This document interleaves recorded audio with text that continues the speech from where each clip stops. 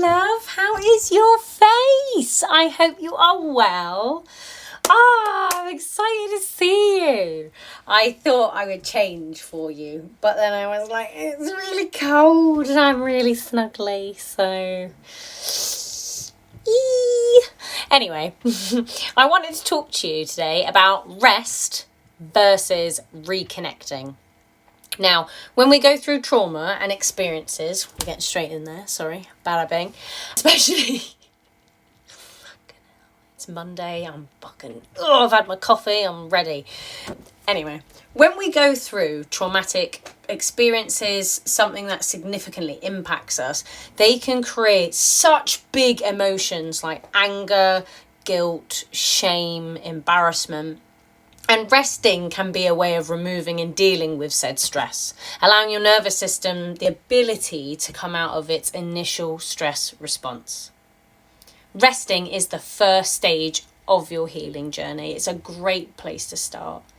But recovery and reconnecting come next, and that's where I come in. Yes! Oh, I was going to play that off there, but that really freaking hurt. Just bashed my knee. Oh, yeah, bugger. Anyway, resting is a crucial part of healing from trauma. See, you got to laugh at yourself, by the way. I didn't do enough of that. I would have normally re-recorded that like 1,400 times because I would have been like, oh my God, it's like, oh, what are people going to say? Because you look silly. I am silly. I'm a silly little goose. That's how I live my life. I'm a silly little goose. And if I can encourage you to be a silly little goose with me, then come on.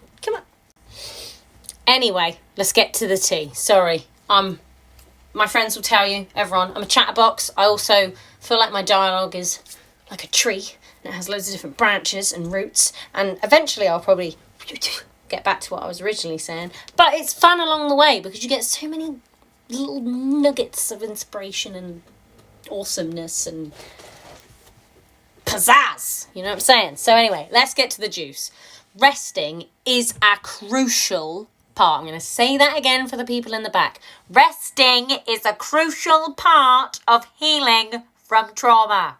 Okay? You are allowed to rest. You are allowed to slow down. You're allowed to stop. You are allowed to stop. Okay? And it's a great place to start. But after a certain amount of time, this can create the feeling of stagnation, feeling incredibly stuck. You're not moving forward because you are still holding on in your body, thus in your mind and your soul, these emotions. And these feelings are altering the way that you show up in this world right now. They shape your current reality.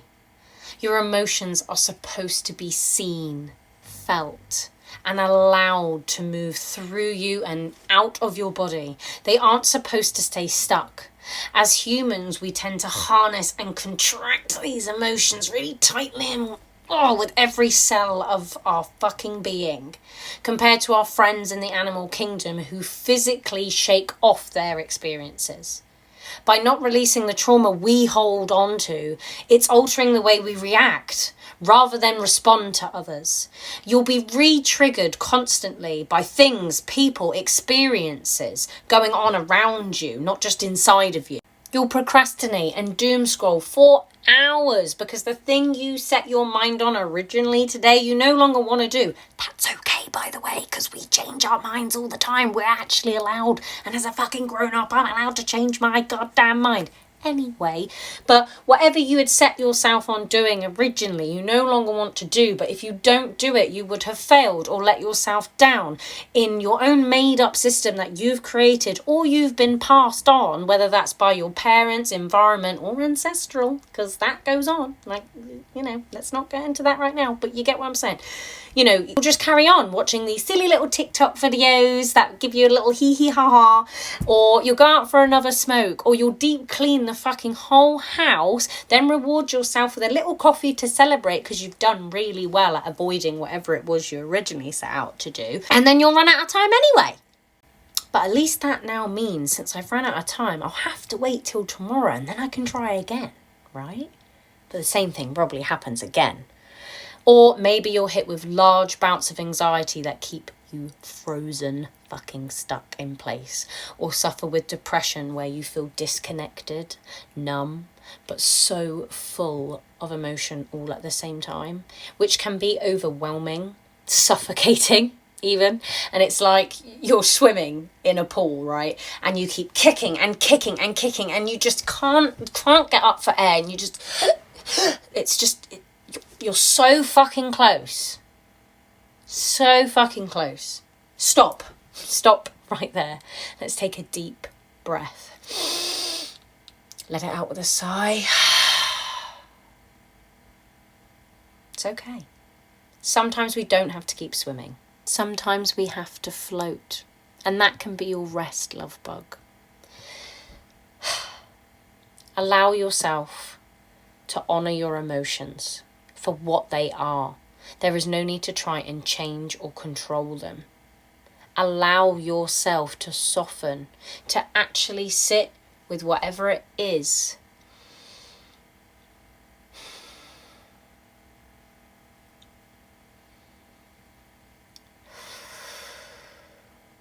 Within your body.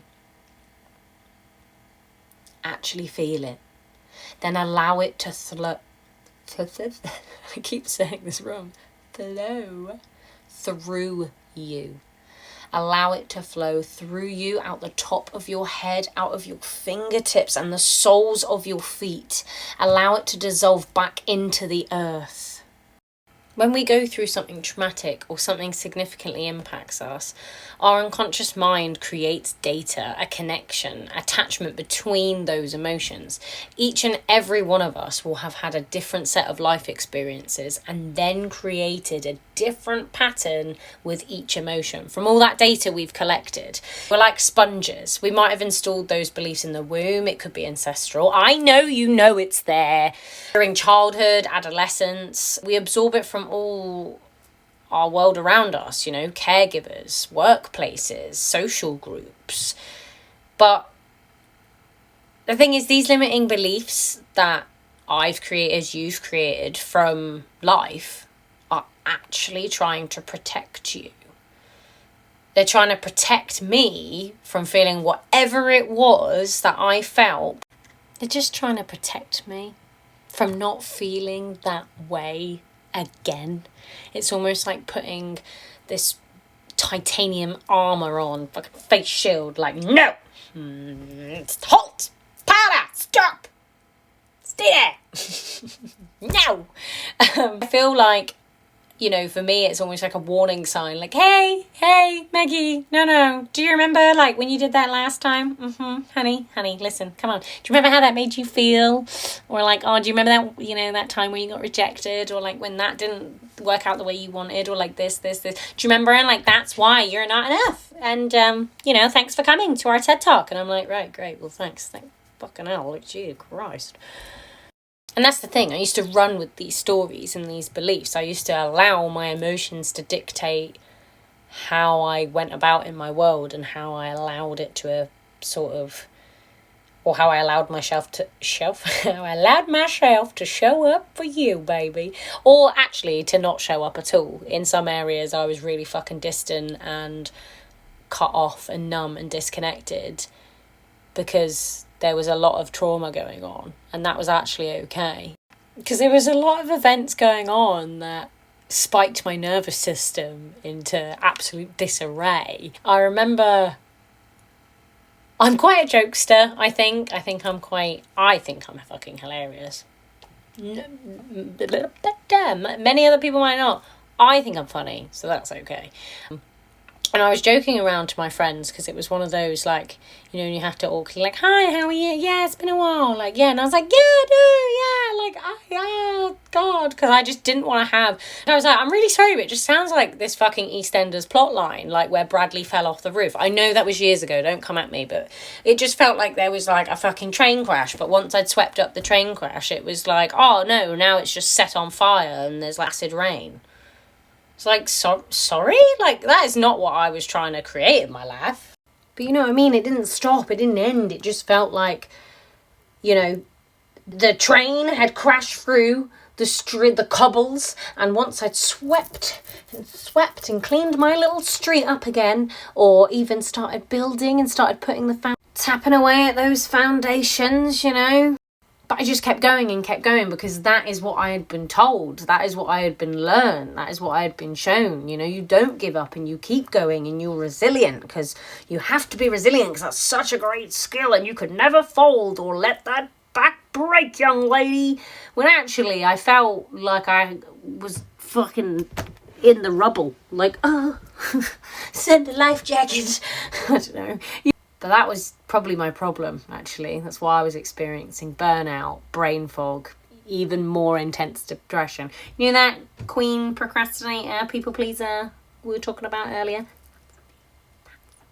And that's why I'm fucking sharing it, because I've been there and I'm still going through the thick of it, as I'm sure you are, because that's what life is. And I've really learnt recently what I was going through was maybe almost a rebirth of some sorts. I was a fucking caterpillar being mushed into my chrysalis. It was really uncomfortable, actually. Like, there were moments when my insides or my heart or my head, just what I imagine feels like when the caterpillar is in the cocoon. The mushiest, slimiest, gloopiest, like swirling sort of like around me, like flooding my veins, encroaching its way out of my fingertips into everything I touched. Things had been shifting a little Miss Maggie's world, and I knew it was okay. I knew it was disgusting and uncomfortable and it just felt really fucking shit, but I knew it was going to be okay. And that's why I can say now, at the time it might not feel like you're going in the right direction, but that's maybe a key piece of advice I can give, is that actually it's not going to make any fucking logical sense whatsoever. Within the chaos, you've got to trust. It isn't going to be black and white. There isn't a one-size-fits-all blueprint. I can fucking assure you, okay? And it doesn't matter what your parents think, your partner, your friends, or even what fucking Mark on Facebook thinks. It does not matter what anyone thinks, apart from you, okay? You are allowed to break, you're allowed to stop, and you're allowed to rest. But you have to be ready to then reconnect back into the world and reconnect back to yourself. You have to allow yourself to trust those inner nudges, love bug. Lean in to what's coming up for you. Surrender to it, even if it scares the absolute freaking bejeebers out of you. I cannot tell you the amount of times that I've had a thought, a feeling, a dream, or even a magnetic pull towards something, an experience, a person, a place. And I used to, notice that I say used to, ignore those signs, those synchronicities. I disregarded them as a coinky dink. I know, hilarious. And I think it's because I didn't really trust that voice within. I didn't think I was really worthy and that I had all the power and the ability to keep moving forward. I would question it and, like I say, yeah, excuse me, universe, this is uncomfortable. This makes absolutely no frickin' sense whatsoever. That's not how I imagined how this would unfold. Why do you want me to do that? I should be doing this, or I need to be doing that. Reload, bitch, try again. Because I was stuck in this story, right? That I had to keep going and I wasn't allowed to slow down for the things that made my heart sing, for the things that felt good to me, my body, my mind, my soul. Now, I allow myself to slow down and listen. I trust that whatever idea it is or place I should be, person I should be connecting with, it's leading me wherever I need to go, even if it doesn't make any sense yet, because that's okay. That's part of the freaking magic, right?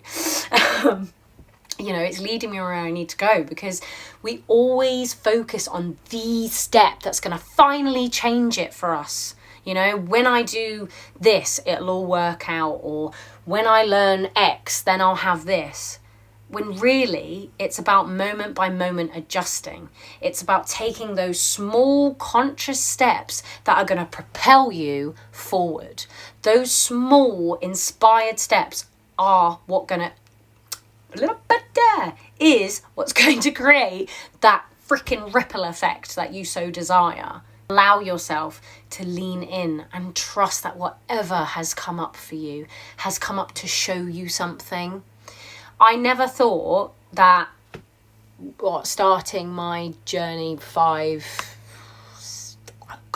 6 years ago maybe now, suicidal, depressed, medicated, receiving therapy. I then saw this mindfulness workshop and I thought, that seems interesting. And I never thought attending that course over 11 weeks or whatever it was, that would then spiral into me jumping down this mystical, magical freaking rabbit hole of personal development and holistic healing.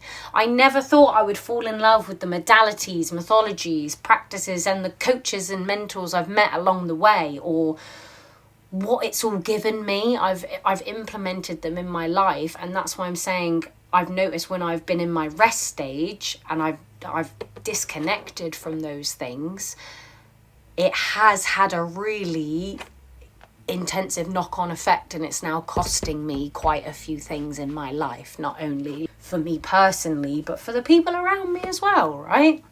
And honestly, I never thought, because this is what I'm saying, I never thought that I would be sitting here freaking shitting myself that I'm just this kooky girl on the internet chatting waffle, sharing what I've learned along the way. I never thought I'd be helping others or fulfilling my mission of creating world peace one mind at a time. I never thought I would then go to be inspired and get attuned to Reiki and hold such powerful, rejuvenating sessions for clients, or that I would then qualify as a transformational life coach with mindful freaking talent. I love those guys. And then I freaking razzle-dazzled it with training as a spiral practitioner who can facilitate kick-ass emotional clearing sessions which help you de-shed the chrysalis stage and freaking bloom, baby. Removing that gunk that's keeping you stuck. I'm your girl. I would not have made the decision to leave shitty jobs that were draining me, or toxic friendships, relationships. None of what I have achieved or created would be possible if I hadn't have taken that first inspired step, if I hadn't have trusted myself or those nudges that I received. We cannot predict how the next big thing is going to happen or unfold. We've got to lean in and trust it wherever it's leading us. Because like I say, all of these things have happened over a number of years, and I wouldn't have been here if I hadn't been taking that first step. I recently had these massive downloads whilst attending a kick-ass event hosted by the fabulous Georgina Knoll herself, mystical energy worker. If you do not know, get to know, girl. Where you been? Under a rock. Sorry, that was a bit aggressive, wasn't it? No, honestly, it's beyond a joke at this point. I freaking love her. I've been drawn to her work for years. I've read her book. I've been in containers with her before, binged her content, invested in her programs. I freaking love her. I love what she does and the powerful spaces that she creates from this work. And that's why I allowed myself to listen to that nudge, because I was like, no, you need to be there. You need to be there on those dates, those times. There's just something about her. I'm just open to receiving whatever it is. What the fuck have I got to lose? Because like I say, I had previously ignored those nudges, whether it was in my gut, my heart, my head. I'd ignored them. I disregarded them as a quinky dink. And I was like, no, this feels different. This feels like it could be fun. Like, wouldn't it?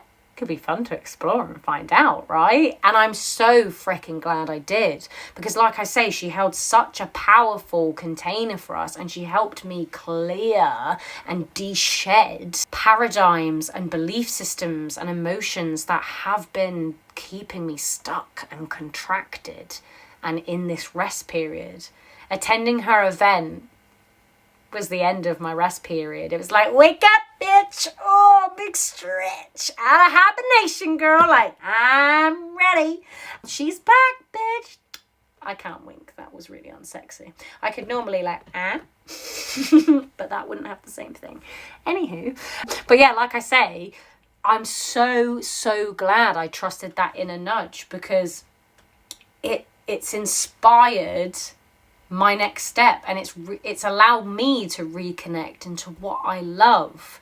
Because like I say, when everything had been going on in my life, from homelessness to depression to shitty jobs, deaths, life, I was in a period of rest, and I took a step back from my business. Naturally, I just floated away, and it was all meant to happen in there, because at first I was trying to force it, and my body needed that rest. I needed that rest for me, but I had stopped doing the work that I did with clients. It wasn't just my business that necessarily went into rest.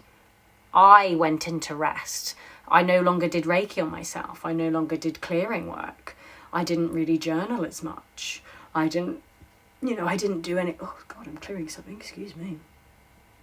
You're welcome. And I wasn't doing those things that made my heart sing and made me feel really freaking good.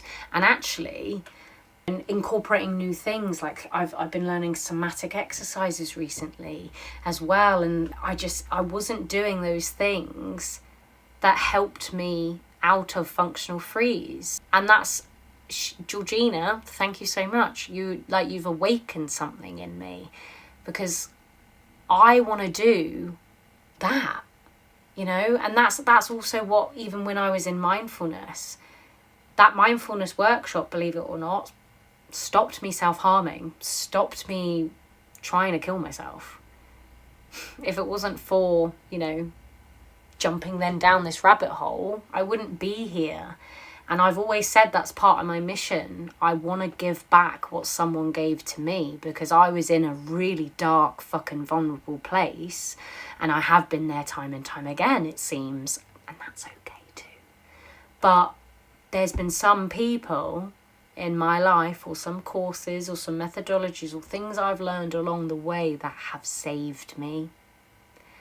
And I want to give that back. I like that. Hence my mission, world peace, one mind at a time. I tell my clients, practice makes progress. We're not perfect, nobody ever is, but we do make progress if we show up consistently. Show up for you. Get ready to reconnect back to yourself, back to that fucking juiciness that is all of you.